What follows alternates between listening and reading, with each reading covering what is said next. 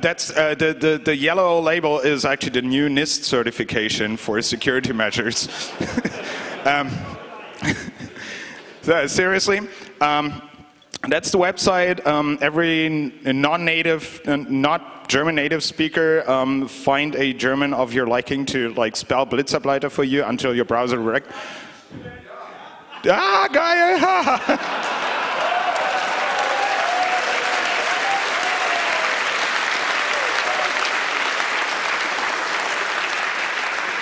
Awesome. Well, yeah, I'm famous for fuck-ups like that. So the DNS record is actually spelled correctly. So I think. Yeah, the problem is if you do English slides, you have a red line under this word all the time anyways. You don't notice when you spell it wrong. No, it doesn't. I like the fucking name. So, but I will do a redirect. How about that? This is what you got DNS for, right?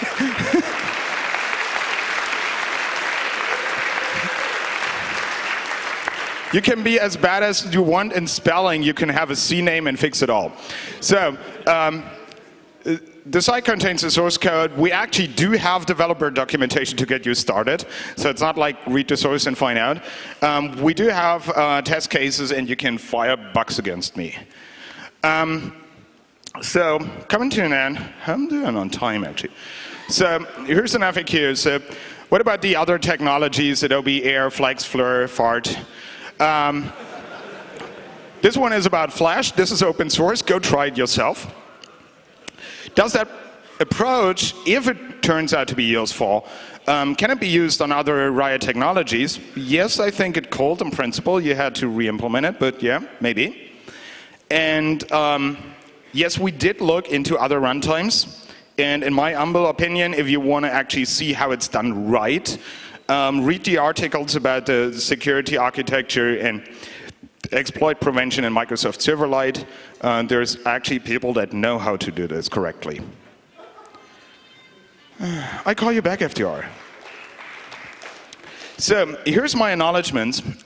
First of all, to Thomas Kaspers and Daniel Löwenich from the BSI, because they're among those guys that I mentioned in the beginning of those talks.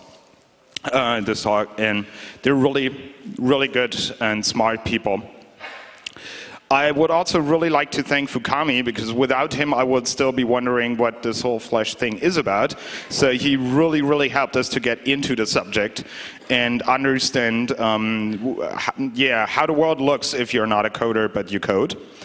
And to my people, Dirk, Mampi, Gregor, and Jörn, for general awesomeness and being good sounding boards, and for Aaron and Kurt for providing samples, because they're really hard to come by, like actual good Swift exploits. And I think that was it, and I hope to see you guys at the Phenoelit party tonight. So the talk might suck, but the party is going to be great. Thank you.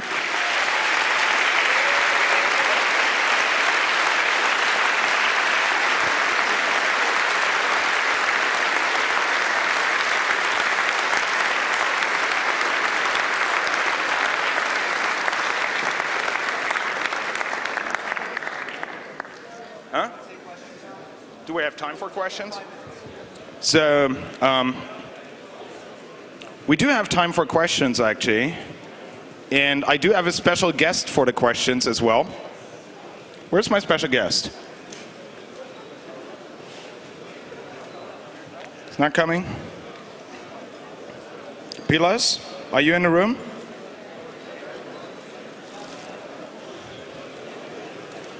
Okay, no special guest. Go ahead.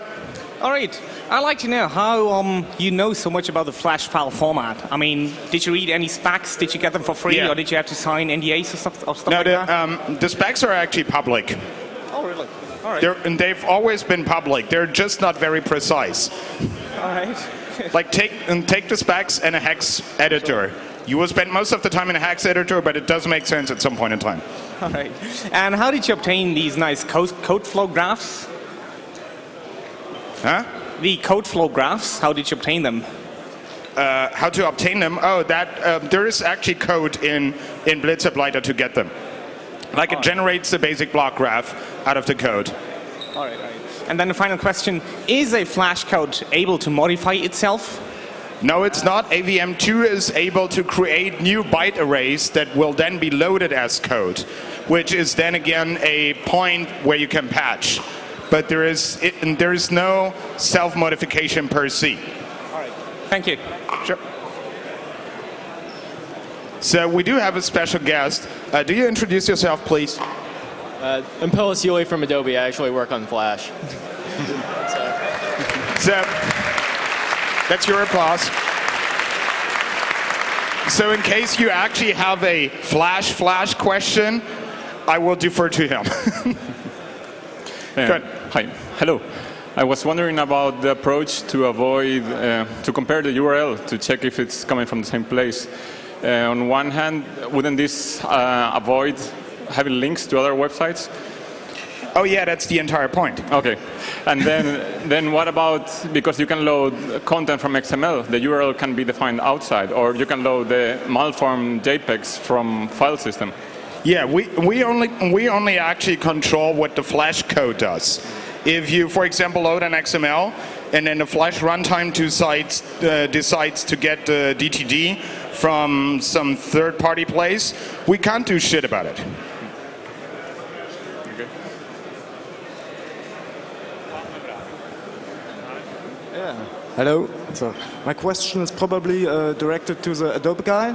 The question is, FX did an awesome job, but of course I can't expect to fix your bugs, to fix him your bugs, and that's on a global level. Flash is probably very likely installed at 99% of all important computers. So will Adobe take any actions to my fixes specification, to my reduce the risk which do arise from using Flash?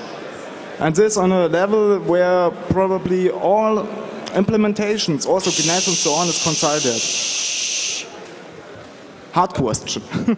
Okay, I heard bits and pieces of that question because of the noise. Is the general question, what is Adobe doing to better protect the Flash platform? Exactly, because I can't expect FX coding always some protectors for your software. We are continually taking measures to secure the Flash platform. We have a team of security developers that implement a secure product lifecycle and all the things you would expect to go along with that. We have fuzzers running on it 24/7. We have static analysis tools being run over it. All the good things that you would expect. But we also support the work that he's doing with Blitzableiter because as Microsoft has shown, Microsoft has the most mature SDL out there, and they still have issues from time to time with their code, with IE, etc. So groups will always need to have a defense in depth architecture. So we think the work that he is doing in general is good in principle to help further the defense in depth approach for certain organizations because they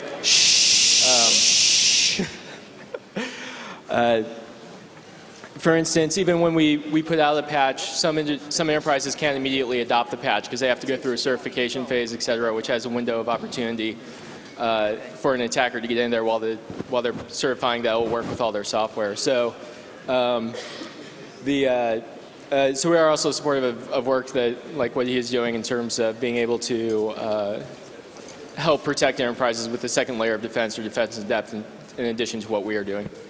Yeah, well, my second question would be, are there any plans to may drop the backward compatibility someday? Because it really sucks. I mean, he pointed it out too. And backward compatibility was also a heavy issue on Microsoft OSs, at least from my point of view. So maybe in version 12 or 20, you might, because I don't think you can fix everything because of the backward compatibility without breaking stuff. So the only way to do it right would be probably to may drop it.